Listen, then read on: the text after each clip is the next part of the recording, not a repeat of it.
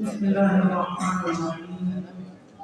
الحمد لله الذي أعزنا بالإسلام وأكرمنا بالقرآن، والصلاة والسلام على خير الأنام ومن تبعهم بإحسان إلى يوم الحشر والميزان.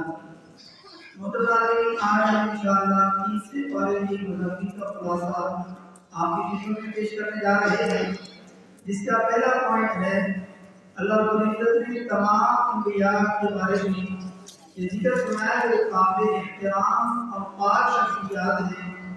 اللہ تعالیٰ نے بعض کو بعض پر فضیلت دی ہے جو منصب اور ذمہ داری کی وجہ سے ہے، یہ کسی کمی کی وجہ سے نہیں ہے۔ دوسرے پوائنٹ پر آیت کرسی کا ذکر ہے، اس کے کئی فضائل ہیں اور فضیلت کے لحاظ سے قرآن پاک کی سب سے بڑی آیت ہے، اور ہر فرض نماز کے بعد بلا ناغہ اس کو پڑھنا جنت میں داخلے کا ذریعہ اور سبب ہے۔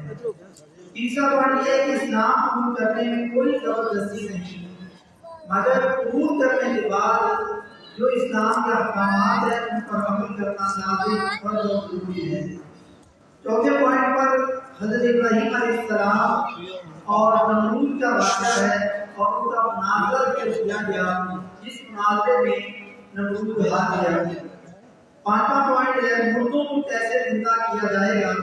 یہ سوال کرنے والے شخص کو اللہ تعالیٰ نے 100 سال کی موت سلا دیا، اور اس کو جب 100 سال کے بعد زندہ کیا، اس کی ساری چیزیں اسی طرح دوبارہ ویسے ہی ویسے پیدا کر دی جیسے وہ خراب بھی نہیں ہوئی تھی۔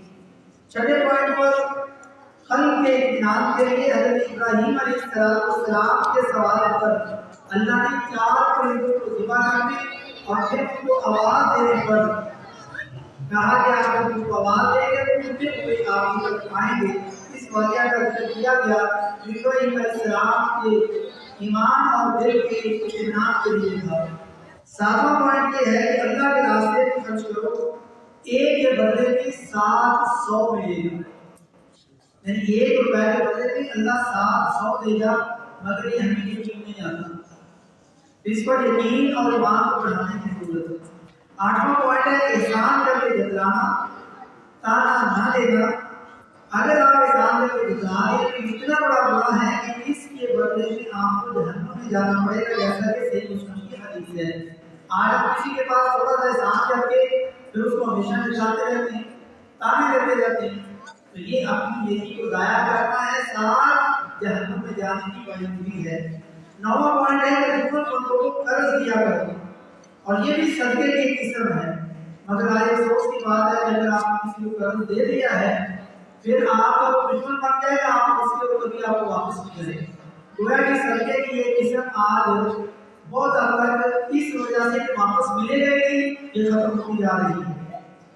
تجارت کو حلال اور سود کو حرام کر دیا گیا، یہ 10واں پوائنٹ ہے۔ اور سود لینے دینے کھانے پینے والا اللہ اور اس کے رسول کے ساتھ جنگ کرنے کے لیے گویا کے میدان میں آ گئے، ادھر اللہ اس کے رسول ہیں اور ادھر بھی ان کے ساتھ جنگ کرنے کے لیے میدان میں آ گئے۔ یہ کتنی بڑی وعید ہے، لیکن پھر بھی ہم چند پیسوں کے بدلے میں کھائے پیے جا رہے ہیں۔ 11واں پوائنٹ ہے آخری آیت جو اتری صحیح قول کے مطابق سورۃ البقرہ کی آیت نمبر 281 ہے، وَاتَّقُوا يَوْمًا تُرْجَعُونَ فِيهِ إِلَى اللَّهِ الآیت۔ 12واں پوائنٹ ہے قرض اور ادھار لین دین کو لکھ لیا کرو اور گواہ بنا لیا کرو۔ سورہ بقرہ کی آخری دو آیات یہ میراث کی ان 3 تحفوں میں سے ایک تحفہ ہے جو رات کو درود پڑھنی چاہیے۔ میراث کے 3 تحفے ملے، ان میں ایک تحفہ سورہ بقرہ کی آخری 2 آیات ہیں جو بہت ہی زیادہ قیمتی ہیں، رات کو ان کو درود پڑھنا چاہیے۔ 13واں پوائنٹ یہاں پر سورہ بقرہ ختم ہو رہی ہے اور سورہ آل عمران کی ابتدا ہو رہی ہے۔ سورہ بقرہ میں یہودیوں کے اعمال کا تذکرہ کیا گیا اور سورہ آل عمران جو بھی شروع ہو رہی ہے اس میں عیسائیوں کے اعمال کا تذکرہ کیا گیا۔ سورہ آل عمران کو آل عمران کیوں کہا جاتا ہے؟ یہ ان کے اہل خانہ کا ذکر ہے، اور اس میں عمران جو ہے وہ حضرت مریم علیہ السلام کے والد ہیں اور حضرت عیسیٰ علیہ السلام کے نانا ہیں اور حضرت یحییٰ علیہ السلام کے بھی نانا ہیں، اور حضرت مریم حضرت یحییٰ کی خالہ لگی، اور آل عمران سے مراد یہ ان کے اہل خانہ گھر والے ہیں۔ 14واں پوائنٹ ہے قرآن کی وہ آیت کوئی بات سمجھ میں نہ آئے اس کا انکار نہ کریں، بلکہ اس کو علماء حق راسخ علماء ہیں ان کی طرف چھوڑ دیں اور برائی سے بچنے کی دعا کریں۔ 15واں پوائنٹ ہے سابقہ تمام ادیان جو ہے وہ منسوخ ہیں اور اب صرف اور صرف دین اسلام ہی قابل قبول اور صحیح دین ہے۔ 16واں پوائنٹ ہے عزت اور ذلت اللہ کے ہاتھ میں ہے۔ 17واں پوائنٹ ہے اللہ کی محبت اور گناہوں کی بخشش کا ذریعہ صرف اور صرف پیارے رسول صلی اللہ علیہ وسلم کی اتباع اور فرمانبرداری میں ہے۔ 18واں پوائنٹ ہے حضرت مریم علیہ السلام کے حجرے میں ان کے کمرے میں جب ان کے خالق حضرت زکریا علیہ السلام نے بے موسم پھل دیکھے، ان کے پاس اولاد نہیں تھی تو بےتاب ہو گئے، اللہ سے گڑگڑا کر کے دعا کی، اللہ نے بیٹا بھی عطا فرمایا اور نبوت سے بھی سرفراز عطا فرمایا۔